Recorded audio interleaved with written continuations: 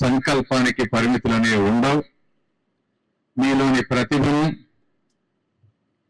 ముందుకు తీసుకువెళ్తూ మీకు అడ్డంకులు ఉండకూడదని చెప్పి, మీ ప్రయాణం ఇతరులపై ఆధారపడకుండా ఉండాలని చెప్పి ఈరోజు ముగ్గురు కూర్చొని చేసిన కార్యక్రమమే ఈ రోజు కార్యక్రమం.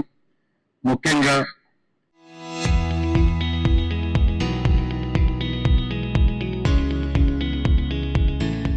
సిఎస్ఆర్ ద్వారా డబ్బులు ఇస్తున్నటువంటి ఐఓసిఎల్ ప్రతినిధులకు, వీటినన్నిటినీ గ్రామాల్లో అంటే ఒక్కొక్క ఏరియాలో సభలు పెట్టి మీ అందరినీ రిక్రూట్ చేసి మీకు ఈ పరికరాలు తయారు చేసి అందిస్తున్నటువంటి అలింకో ప్రతినిధులకు, అదేవిధంగా దీన్నంతా కోఆర్డినేట్ చేస్తున్నటువంటి మా ఆఫీస్ స్టాఫ్ కి అందరికీ కూడా నేను మనస్ఫూర్తిగా ధన్యవాదాలు తెలుపుతా ఉన్నాను. ఈ రోజున మీరందరూ కరతాళ దండతో ఒక్కసారి వాళ్ళకి చప్పట్లు కొట్టి వాళ్ళిద్దరికీ చేయాలి.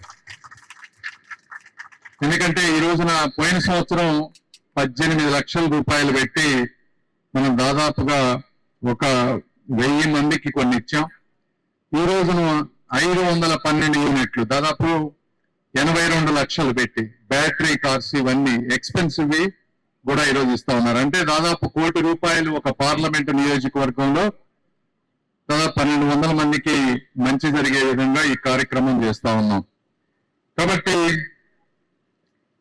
ఇప్పటి వరకు ప్రభుత్వం అంటే ఇది రాజకీయ సభ కాదు కాబట్టి నేను కూడా ఎక్కువ రాజకీయాలు మాట్లాడను.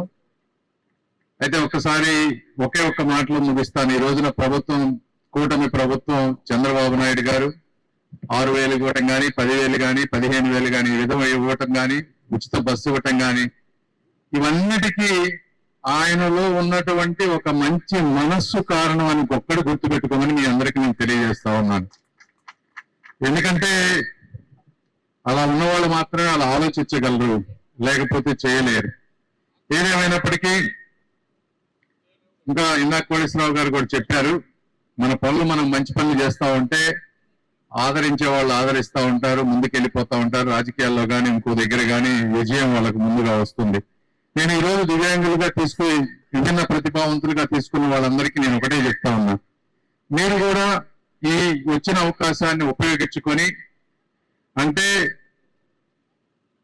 వాళ్ళు కానీ మిగిలిన వాళ్ళు కానీ కేవలం అయ్యో పాపం అనకుండా దీన్ని ఒక స్ఫూర్తిగా తీసుకొని ఒక పని చేసే విధానం, గౌరవాన్ని, వ్యక్తిగత స్వేచ్ఛను ఉండే విధంగా ముందుకు తీసుకువెళ్తే విజేతలుగా నిలుస్తారు.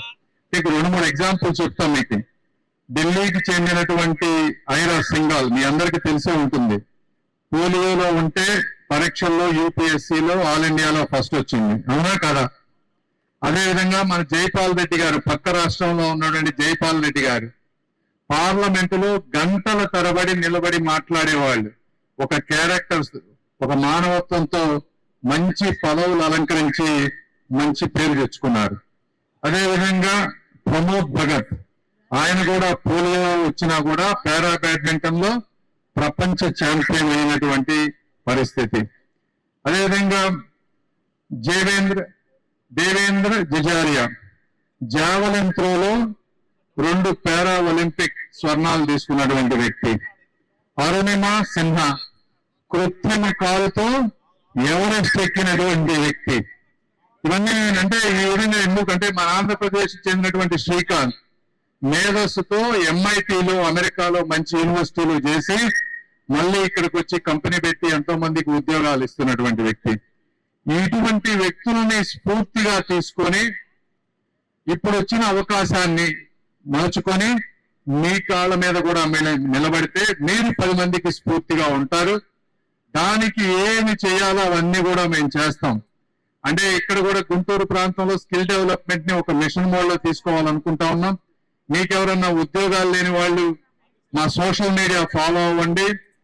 స్కిల్ డెవలప్మెంట్, ఉద్యోగ అవకాశాలు అంటే మీ పరిస్థితులు తగ్గే విధంగా డెవలప్ చేస్తాం. మీరు అందులో జాయిన్ అయ్యి వాటిని కూడా నేర్చుకుంటే గవర్నమెంట్ ఇచ్చే పెన్షన్ తో పాటు అడిషనల్ గా కూడా మీ అందరికీ బెనిఫిట్ అవుతుందని చెప్పి తెలియజేస్తా ఉన్నాను.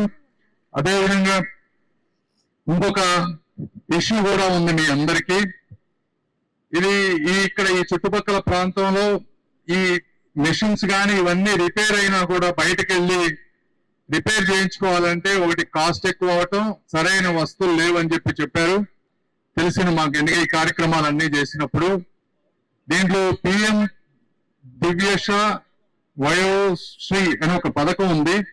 గౌరవ ముఖ్యమంత్రి గారు సెంట్రల్ గవర్నమెంట్ కి రాశారు. ప్రతి డిస్ట్రిక్ట్ లో ఒక repair stop, free of cost equipment servicing చేసే విధంగా ఒకటి షాప్ పెట్టించాలనే ఒక లెటర్ ఉంది.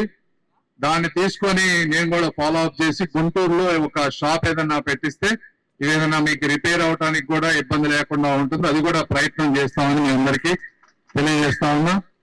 ఇవి కాకుండా మీకు చాలా ఉన్నాయి, హౌసింగ్ కానీ ఇంకోటి కానీ, అన్ని ఒక్క రోజులు అవ్వవు. తప్పనిసరిగా 1 by 1 మాకున్న శక్తి మేరకు చేసుకుంటూ వెళ్తామని మీ అందరికీ తెలియజేస్తూ, మీ అందరికీ మంచి జరగాలని కోరుకుంటూ మరొక్కసారి ఈ కార్యక్రమానికి వచ్చేసిన మీ అందరికీ కూడా మనస్ఫూర్తిగా ధన్యవాదాలు. ముఖ్యంగా ఐఓసీఎల్ ప్రతినిధులకి, అలింకో వాళ్ళకి మాత్రం మనస్ఫూర్తిగా వీళ్ళందరి తరఫున నేను ధన్యవాదాలు తెలుపుతా ఉన్నాను.